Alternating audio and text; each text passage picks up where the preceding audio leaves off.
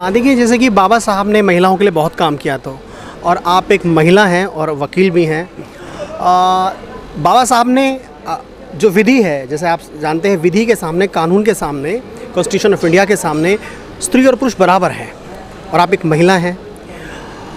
तो फिर भी एक प्रश्न उठता है समाज में फ़िलहाल जो अब चल रहा है कि जो बाबा साहब ने कुछ ख़ास प्रिविलेजेस जो दिए हैं महिलाओं को, तो कहीं ना कहीं महिलाएं आज उन प्रिविलेजेस का, उन धाराओं का मतलब गलत फ़ायदा उठा रही हैं और पुरुष समाज का शोषण कर रही हैं। बिल्कुल ठीक। तो उस बारे में आपका क्या कहना है? ये आपका क्वेश्चन बिल्कुल सही है और 100% सही है।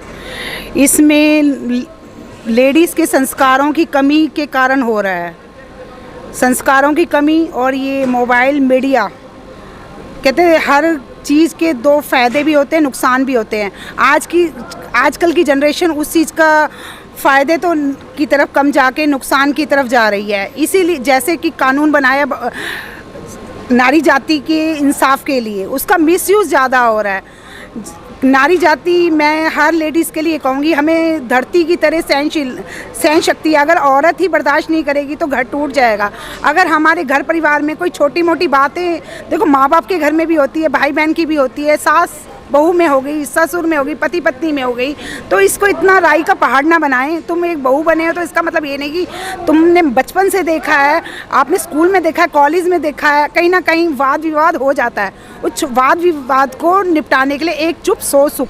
औरत जब सास बोल रही हो, ससुर बोल रहा हो, जब पति बोल रहा हो, एक चुप हो जाए तो सो सुख। कहते बड़ों की कहावत, एक चुप सो सुख। उस समय आप बर्दाश्त कर लोगे, आपका घर एक स्वर्ग की तरह हो जाएगा।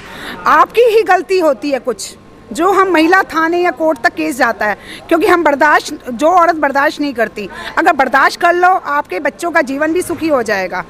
पति पत्नी का सबसे बड़ा नुकसान ये हो रहा है, जो आजकल के बच्चे हैं, माँ ना हो, बाप ना हो, बच्चे बिगड़ रहे हैं। 13 साल की लड़की, ज़्यादातर आप केस उठाओगे कि वो उसका बाप छोड़ गया, माँ अकेली बच्चे को पाल नहीं सकती, कमाने गई है, आया का काम कर रही है, मजदूरी कर रही है, वो बच्चे पीछे से 13-14 साल के बच्चे बिगड़ जाते हैं। सबसे पहले है औरत की कमी, एक औरत की कमी भी, और घर के मुखिया का भी समझदार होना ज़रूरी है। घर में औरत की नहीं चलनी चाहिए। अगर घर में मतलब मुखिया ससुर है तो वहाँ भी स्वर्ग है। जहाँ वो सास, वो भी औरत है, अपनी बेटी की तरह सम्मान दे तो वाद विवाद ना हो। मेरे को नहीं लगता अब इन चीज़ों पे हो रहा है। अब आजकल हो रहा है गर्लफ्रेंड लिविंग रिलेशन के कारण ही घर टूट रहे हैं और उसका मिसयूज़ कर लेती हैं दहेज का केस। अगर देवर ने रेप नहीं किया, जेठ ने रेप नहीं किया और अपना झूठी कंप्लेंट बनाएगी, जी ससुर ने गंदी दृष्टि डाली और रेप कर दिया, जेठ ने कर दिया, देवर ने कर दिया, उस चीज़ को, झूठ को लेकर भी पुलिस प्रशासन FIR दर्ज ना करे, उसकी इन्वेस्टिगेशन करे। अगर ढंग से इन्वेस्टिगेशन की जाए, मेरा ये कहना है, इम्पॉसिबल कुछ नहीं है, दूध का दूध, पानी का पानी हो जाता है। अधिकतर जो कानून का मिसयूज़ हो रहा है, झूठे रेप केस हो रहे हैं। हाँ, 13-14 साल की लड़की के साथ हुआ है रेप, तो वो रेप वो सच्चा केस है। अभी एक केस आया है, मैं नाम नहीं लूँगी, बिहार की लड़की, एक बिचौलिया 14 साल की लड़की, शादी करा दी और कह दिया गोना हम करेंगे 18 साल के बाद, और लड़की दबोच दी। अगर घर में मतलब मुखिया ससुर है तो वहाँ भी स्वर्ग है। जहाँ वो सास, वो भी औरत है, अपनी बेटी की तरह सम्मान दे तो वाद विवाद ना हो। मेरे को नहीं लगता अब इन चीज़ों पे हो रहा है। अब आजकल हो रहा है गर्लफ्रेंड लिविंग रिलेशन के कारण ही घर टूट रहे हैं और उसका मिसयूज़ कर लेती हैं दहेज का केस। अगर देवर ने रेप नहीं किया, जेठ ने रेप नहीं किया और अपना झूठी कंप्लेंट बनाएगी, जी ससुर ने गंदी दृष्टि डाली और रेप कर दिया, जेठ ने कर दिया, देवर ने कर दिया, उस चीज़ को, झूठ को लेकर भी पुलिस प्रशासन FIR दर्ज ना करे, उसकी इन्वेस्टिगेशन करे। अगर ढंग से इन्वेस्टिगेशन की जाए, मेरा ये कहना है, इम्पॉसिबल कुछ नहीं है, दूध का दूध, पानी का पानी हो जाता है। अधिकतर जो कानून का मिसयूज़ हो रहा है, झूठे रेप केस हो रहे हैं। हाँ, 13-14 साल की लड़की के साथ हुआ है रेप, तो वो तो रेप वो सच्चा केस है। अभी एक केस आया है, मैं नाम नहीं लूँगी, बिहार की लड़की, एक बिचौलिया 14 साल की लड़की शादी करा दी और कह दिया गोना हम करेंगे 18 साल के बाद, और लड़की दबोच दी, उसकी माँ को लात मार के बाहर कर दिया, और आज उसके बाद 4 साल का बच्चा भी है। वो देखो महिला थाने में दरवाजे खटका रही है, उसको इंसाफ नहीं मिल रहा। जो चालाक लेडीज़ होती हैं और जो पढ़ी लिखी हैं, पढ़े होने का नाजायज़ फ़ायदा उठा के झूठे आरोप लगाकर पार बोलती हैं। वैसे ज़्यादातर मैं ये लेडीज़ मैंने जो देख रही हूँ, चाहे बेशक से मुझे गाली दे, कुछ भी बोले, झूठे केस ज़्यादा दर्ज हो रहे हैं। हाँ, और इस पे कानून किसी ना किसी को आगे बढ़ना होगा, इस पे भी कानून बनाया जाए जहाँ लेडीज़, पुरुष आयोग भी बनाया जाना चाहिए। बेचारा, हाँ, पुलिस बराबर का दर्जा दिया जाए। भीमराव अम्बेडकर जी ने आदमी और औरत को आदमी जैसे दर्जे दिए, और आदमी को भी औरत जो मिसयूज़ कर रही है, औरत के जो कानून है वो आदमी पे भी बनाए जाएं। वो पता चले कोई फांसी खा के लटक रहा है, कोई कूद रेल से कट के मर रहा है, क्यों? वो शर्म के मारे महिला थाने में उसके जो शर्मदार आदमी होता है वहीं कट के मर जाता है, वहीं शर्म के मारे मर जाता है। इस पे तो किसी ना किसी को कानून बनाने के लिए बढ़ना ही पड़ेगा, जब ही हमारे भारत में थोड़ा सा शांति होगी और इस कानून का मिसयूज़ ना कर सके। इस पे भी काम करना पड़ेगा, क्योंकि देखिए बहुत बार ऐसा होता है, खुद 18 साल के ऊपर की, हाँ बिल्कुल बिल्कुल मिसयूज़ भी ना करें और मिसयूज़ भी ना करें कानून का। एक इस पे काम करना है हमें। और देखो पुरुष आयोग भी बनाना चाहिए। कोशिश, क्या पता भगवान ने मेरे हाथों से लिखा है या किसके हाथों से लिखा है, ये निश्चित होता है। लेकिन इस पे मैं ये सब अधिवक्ताओं के लिए भी, सब जो भी आगे बढ़ना चाहे, इस पर कोई काम करे, ताकि जो हमारा जो है किसी के साथ इनजस्टिस ना हो, चाहे आदमी है, चाहे औरत है, चाहे बच्चा है। तो ये आत्मा ना अंदर से ग्लानि करे, हमारा कानून अंधा है। जब कभी किसी अन्याय होता है तो मुंह से यही शब्द निकलते हैं, कानून अंधा है।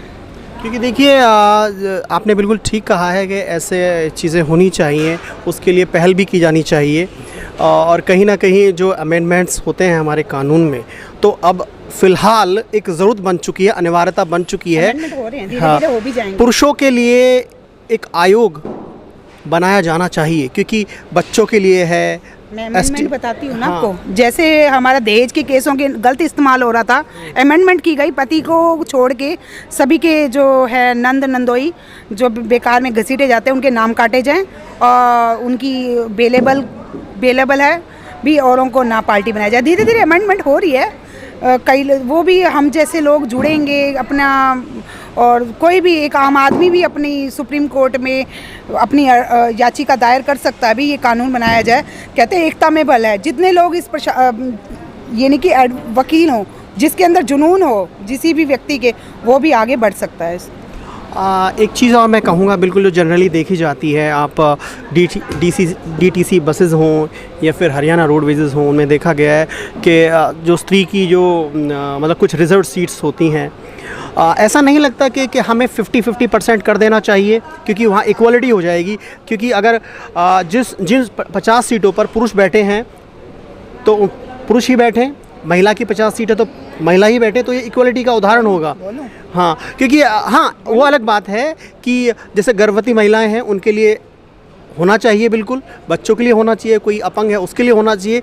लेकिन बहुत सारी ऐसी महिलाएं हैं जो हट्टी कट्टी होती हैं, खूब स्वस्थ हैं, खूब तगड़ी हैं, लेकिन पुरुष है बैठा हुआ है उसको। हाँ जी बिल्कुल, उस पर बोलूँ, देखो आपने बोला 50-50 होना चाहिए। 50-50 तो इम्पॉसिबल है। उसमें बुजुर्ग भी हैं और उसमें अपाइज भी हैं।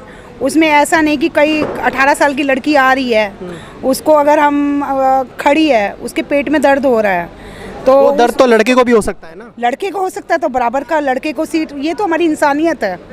नहीं, दिखाती नहीं है, ये सच है ये। और मैं आपको बताऊं, चाहे ट्रेन हो चाहे बसेस हो, दिस इज ट्रूथ। में भला है, हमारे समाज में बदलाव होना चाहिए ना। हम सब उस बस में औरतों की मानसिकता कहीं ना कहीं ये रहती है, लेडीज सीट है, जबकि जेंट्स अगर जो जनरल सीट होता है। परिवर्तन हो रहा है।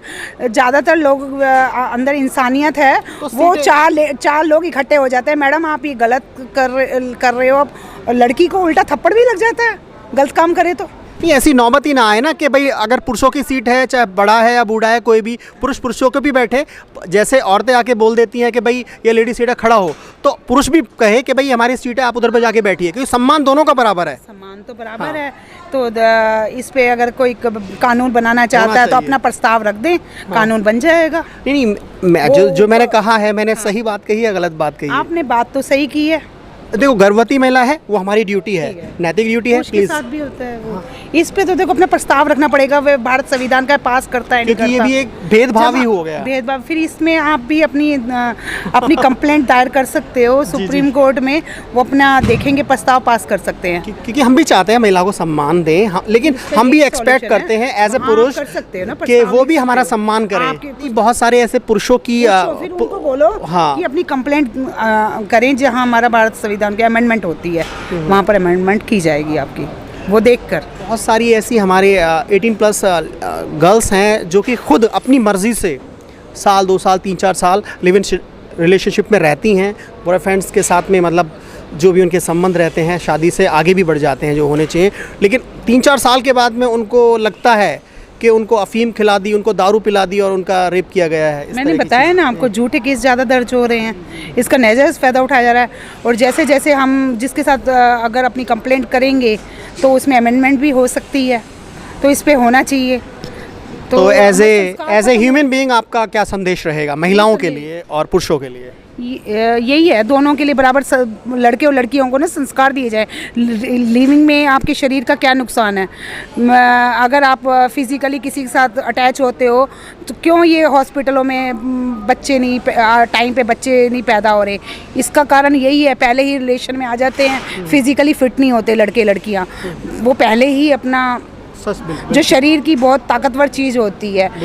हमारे फर्स्ट ईयर में यही बताया गया था, जो ये शादी विवाह इसलिए बनाया गया है, हिंदू धर्म जो बनाया गया, हिंदू मैरिज, ताकि अपना बच्चा पैदा करके वंश ला सके। आजकल के बच्चे तो शादी नहीं कर रहे, वो डरते हैं कि बच्चे कौन एक के साथ रहे। वो संस्कारों की कमी हो रही है ना, लिविंग रिलेशन बना दिया है, उसको कानून का पास कर दिया है। तो विधि के सामने स्त्री हो या पुरुष हो, दोनों बराबर हैं, दोनों को एक दूसरे का सम्मान किया जाना चाहिए और एक पुरुष आयोग का भी गठन किया जाना चाहिए ताकि पुरुषों को भी मिल सके न्याय।